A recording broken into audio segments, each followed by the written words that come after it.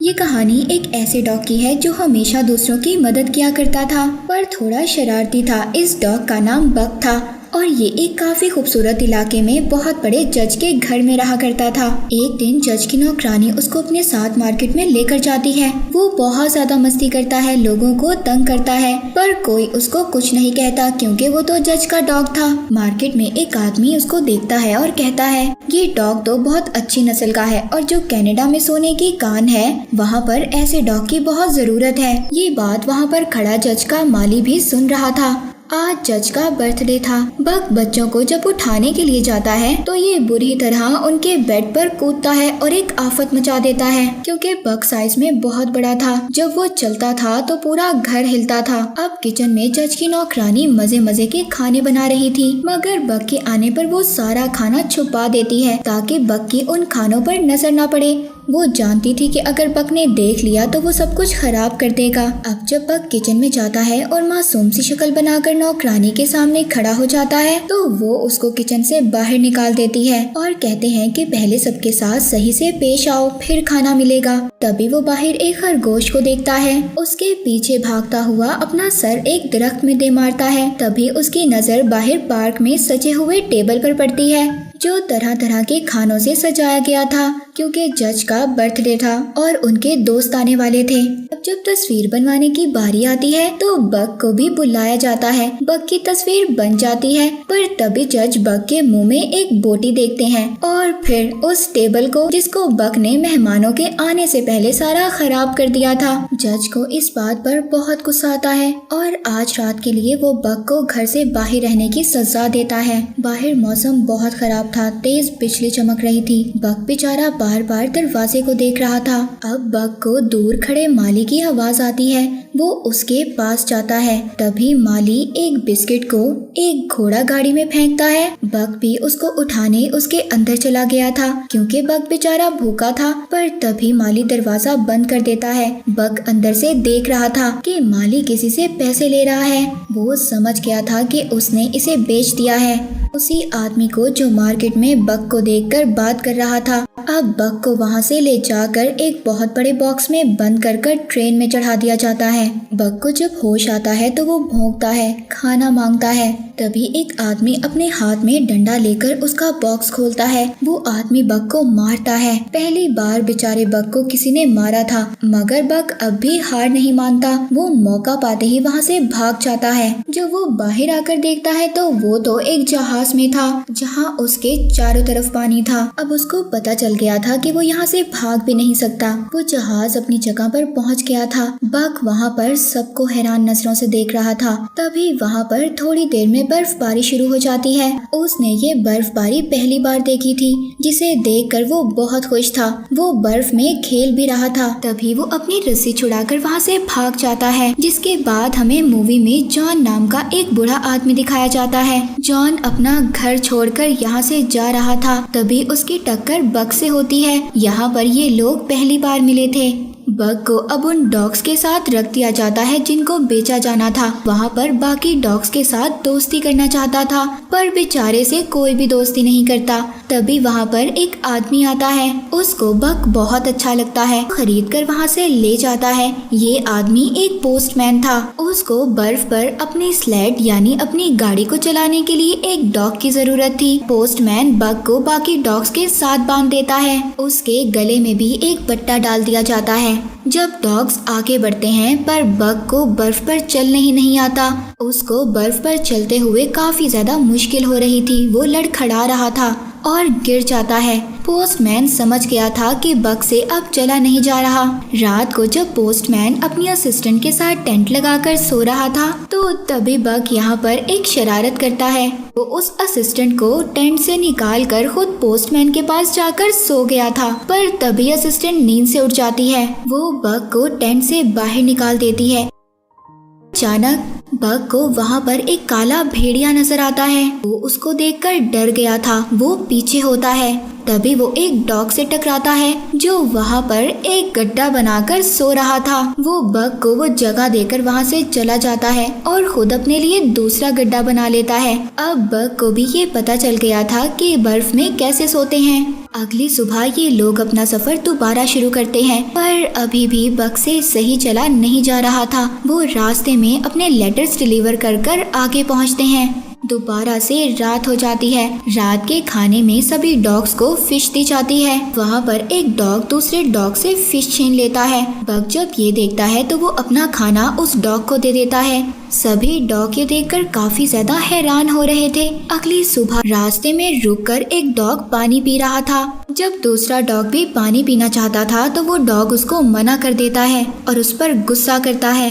Bug ये देखकर दूसरी जगह पर बर्फ को खोदकर पानी निकालता है और सभी डॉग्स को वहाँ से पानी पिलाता है। सब डॉग बहुत ज्यादा बग से खुश हो गए थे, पसंद करने लगे थे। उस डॉग को बहुत ज्यादा गुस्सा आ रहा था जो दूसरों को पानी पीने से रोकता है। बग अब काफी अच्छी तरह बर्फ पर भागने लगा था। एक दिन रास्ते में चलते हुए पोस्टमैन की असिस्टेंट बर्फ को चेक करते हुए पानी में गिर जाती है। बग जब ये देखता है तो वो अपनी जान की परवाह किए बगैर उस असिस्टेंट को बचाता है। पहले तो बग को नोटिस नहीं करती थी, पर अब उसको भी बग अच्छा लगने लगा था।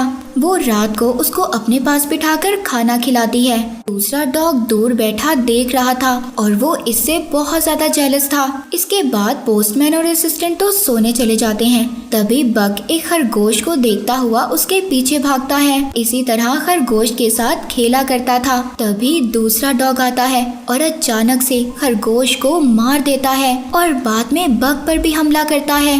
उस हमले से बग बेहोश हो गया था।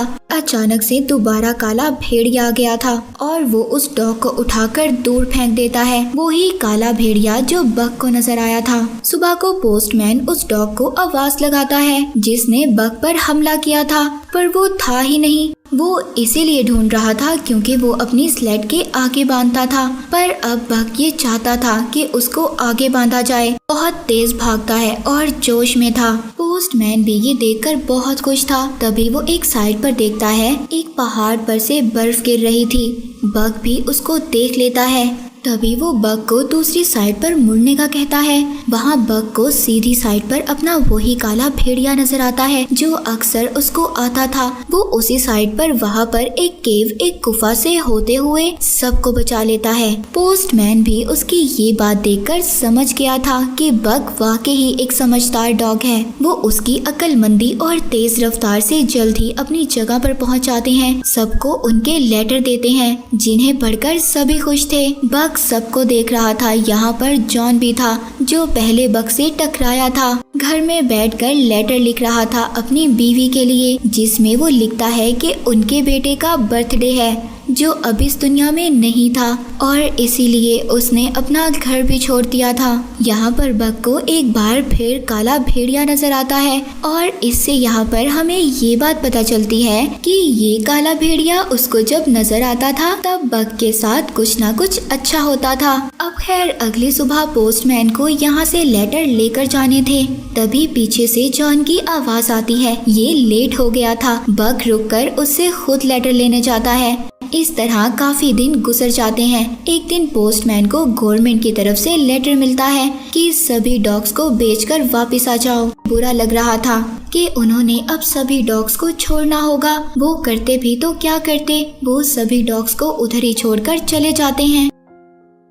वहाँ पर एक अमीर आदमी सभी डॉग्स को खरीद लेता है। ये सोने की तलाश में था। सभी डॉग्स को अपनी स्लेड के साथ बांधता है और कहता है चलो, पर सामान बहुत ज्यादा था जिससे बग और उसके साथी उनके वजन को बर्दाश्त नहीं कर पा रहे थे। उधर जॉन भी जाने की तैयारी में था। वो जब ये देखता है वो कहता है देखो अभी उधर जाना खतरे से खाली नहीं, पर वो अमीर आदमी बात नहीं मानता और उनको लेकर चला जाता है। तभी रास्ते में बग की हालत बहुत खराब हो गई थी। वो बेहोश हो जाता है। अमीर आदमी उसको गन से मारने वाला था।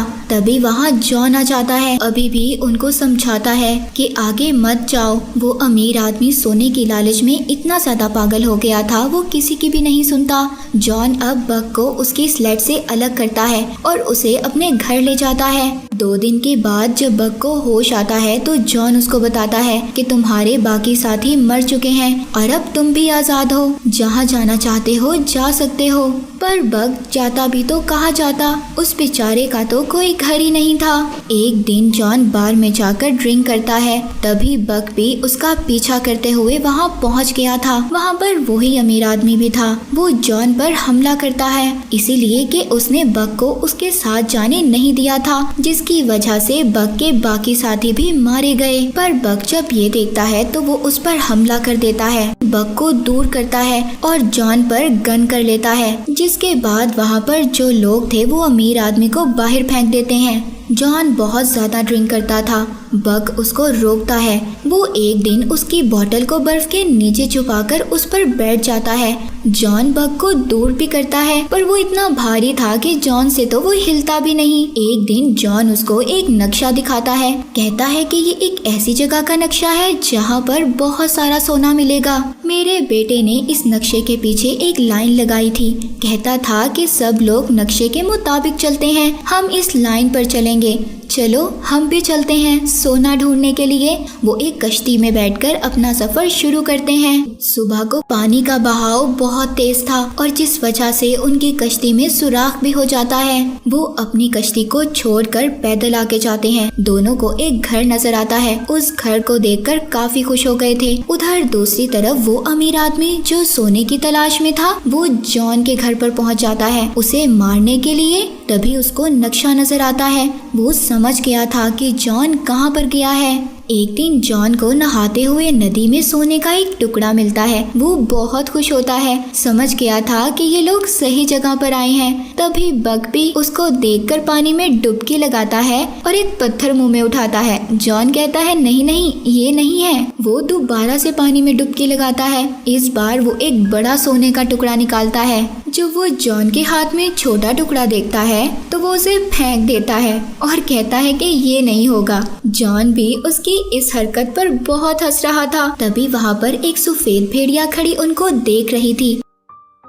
बक जब उसके पीछे जाता है तो वो वहाँ से भाग जाती है। एक दिन इन भेड़ियों का झुंड शिकार कर रहा था। तभी अचानक उनका एक साथी पानी में गिर जाता है। वो पानी के बहाव से आगे जा रहा था। बक उसको देखकर बचाता है, जिसके बाद बक भी उन भेड़ियों का दोस्त बन गया था। बक भी अब ज्यादा टाइम उनके साथ गुजारता था। इस तरह जॉन बेचारा अकेला रहने लगा था, पर वो जॉन के लिए रोजाना एक शिकार कर लाता था। एक दिन काफी देर हो जाती है, बक घर नहीं आता। जॉन अकेला ही शराब पीने लगता है। जब बक को भी एहसास होता है तो वो अपने घर वापस आ जाता है और आकर जॉन की गोद में सो गया था। सुबह सफेद भेड़िया उसको अपने पास बुलाती है। बक उनके साथ चला गया था। जॉन को भी अब एहसास हो जाता है कि बक को उसकी फैमिली मिल गई है। वो खुश था। जॉन भी अब अकेला महसूस करता था, इसीलिए वो भी वापस घर जाने का फैसला करता है। वो सारे बड़े टुकड़े सोने के पानी में गिरा देता है और छोटे टुकड़े अपने पास रख लेता है। कहता है कि मेरे लिए यही काफी है, तुम्हें तुम्हारी फैमिली मिल गई है और मैं भी सुबह यहाँ से चला जाऊंगा। ये सुनकर बक उदास हो गया था। सफेद भेड़िया के पास चला जाता है। उधर जॉन को अपने घर में किसी की आवाज आती है। जॉन जब बाहर जाकर देखता है तो वो अमीर आदमी था। वो जॉन को गोली मार देता है। जॉन के हाथ में लालटेन थी, वो नीचे गिर जाती है। पूरे घर में आग लग गई थी। अमीर आदमी जॉन से सारा सोना लेने आया था। जब सोना देखता है वो तो जैसे पागल हो गया था। तभी वहाँ पर बक भी आ जाता है। वो उसको आग में धक्का दे देता है, जिससे अमीर आदमी वहीं मर जाता है और जॉन को भी गोली लगी थी, इसीलिए वो भी काफी जख्मी था। मरते हुए जॉन बक को कहता है कि मेरे बच्चे यही तुम्हारा घर है और तुम्हें यही रहना है, और मर जाता है। सफेद भेड़िया बक को अपने साथ ले जाती है। कुछ टाइम के बाद हमें दिखाया जाता है कि सफेद भेड़िया और बग अब एक कपल थे और इनके 2 बच्चे भी थे।